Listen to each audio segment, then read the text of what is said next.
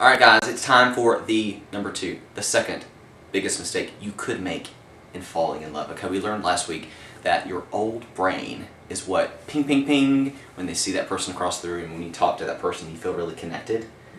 And the ping ping ping may be that they have the positive and negative, correct me if I'm wrong, positive and negative traits associated with your caregivers. Right. On an unconscious level. Unconsciously and from your childhood, yes. Okay, what's the point of all that? What's the point of all of that? Great question. Right, because I like to think personally that our bodies and our brains are trying to help us out in the world, not set us up for disaster. Okay. Right? So how is this old brain thing adaptive where we're kind of attracted to these good and not so hot qualities of our childhood caregivers? Well, theoretically, what the brain is trying to do, and again, this is unconscious, so don't spend too much energy trying to be out in the club, figuring all of this out. I mean, it might be a fun exercise, but it just doesn't quite work that way that you can plan. But it's kind of creepy too if you think about it too much, maybe. That's true too. It'll kill any kind of mood you might have with the person.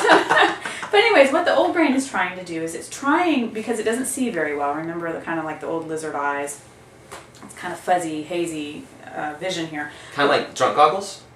Kind of like drunk goggles. Yeah, only it lasts a little longer. It doesn't wear off as easily. Okay. Scary. Right, but what the old brain is trying to do is recreate the emotional environment of your childhood and to heal childhood wounds. And I'll give an example of that in a moment. But if the brain can achieve that, then you can have a really highly adaptive situation where you can get your needs met. And the same is going on for the other person theoretically, so he or she can get, their needs met as well. Okay. All right?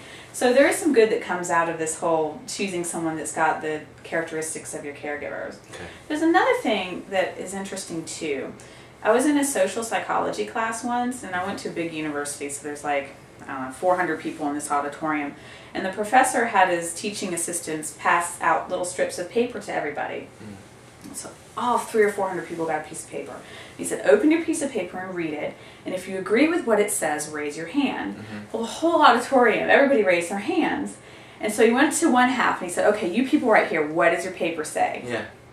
And someone raised their hand and they said, it says opposites attract. And he said, okay, so y'all agree that opposites attract. Great. Walks to the other side of the auditorium. Someone over here, tell me what y'all's paper says. Yeah. Birds of a feather flock together. Oh, wow. Huh. Boy, which is it? Yeah. And this was 15 years ago, but at the time the research was showing birds of a feather flock together. Okay, yeah. So we do have this kind of romantic idea that opposites attract, and this person's going to complete me and kind of fill in all the spaces that I don't possess myself. Maybe I'm not outgoing and this person is, that's going to complete me. Yeah. It's going to set you up for a power struggle, which isn't necessarily a bad thing. It's not? No, it's not. We'll talk about that too. We're going to be open. We're going to be open, right. We're going to be open to this. But typically birds of a feather flock together, and I think that's where, this is my personal idea about it, that when the old brain is engaged and we are attracted to somebody, that warm and fuzziness of, boy, this feels familiar, is where that powerful attraction comes from. Yeah. And then the more unconscious things about, gee, where are the problems where my old brain is recreating these childhood wounds? Yeah. Those are the more unconscious ones that come up later. But again, there's a great opportunity for healing if you've chosen a partner who has enough emotional strength to show up and to be a part of that process. To know what's going on in the moment. To know what's going on with you, to know what's going on with them in the moment, and to stretch in the direction of helping the other person to heal. So this is where, like, the whole Jerry Maguire, you complete me thing, not so accurate. It's not like I can meet you and you've got issues and I got issues and we can join together in some kind of... Yeah. It's not like a one thing. Yeah. Another way to say it is like two halves do make a whole, but gosh, what if the other person dies? You're still half a person. Right. And in terms of the evolution of a really healthy, strong relationship where both people get to be whole, that's not what that looks like. Yeah. Yeah, we need to help each other become, whole people ourselves so we can really engage in a really solid, intimate, emotionally intimate, physically intimate relationship with each other. Which is just fun. It is really fun. Yeah. And challenging and rewarding and all that. Absolutely. Stuff, right? And that doesn't happen in the club. And you're like, oh my gosh, I don't know, I've known this person all my life. It depends on what club you go to. Okay, well, I haven't been to a club in a while. They may have changed. That's right. So it's definitely not that the two halves make a whole. Right. It's I may be a little broken, you may be a little broken. Let's help each other, each become whole, Yes. and then build something better That's together. that is exactly it. That's exactly where the magic starts to happen. Ooh.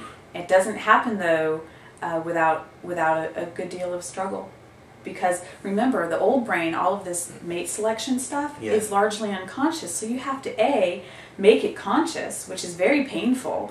We don't want to see all those icky things from the past. We thought we were done with mom and dad and all those things that happened and whatever. So Yeah. yeah, and I will say too that even people who say, "Oh my God, I had a perfect childhood," Yeah. nobody is immune to this. Isn't that Nobody is weird? immune to this. Yeah, because when we say issues from childhood, it's not necessarily things that you would imagine like hardcore abuse, Yeah. neglect, Right. this, that, and the other. So so basically everybody's got something, Everybody's got something. Yeah. no matter Because what. No parent issue. is perfect. There's always going to be something, whether it's a boundary violation or meaning maybe a parent was very loving, but they were smothering. They were so Yeah. loving, Mm. and so the child grows up really needing to have some distance from people, or there's always something that's going to manifest that person has brought into the relationship. Uh-huh. It can even be situations outside of the parent's control. Mm-hmm. Like I know a lot of people in our economy now are getting laid off and they're having tremendous financial problems. Well, that's not necessarily because of poor parenting, Right. but yet maybe children are growing up with having their lights cut off Yeah. because they can't pay the electric bill, or maybe someone grew up and they didn't have a lot of money and were worried about food.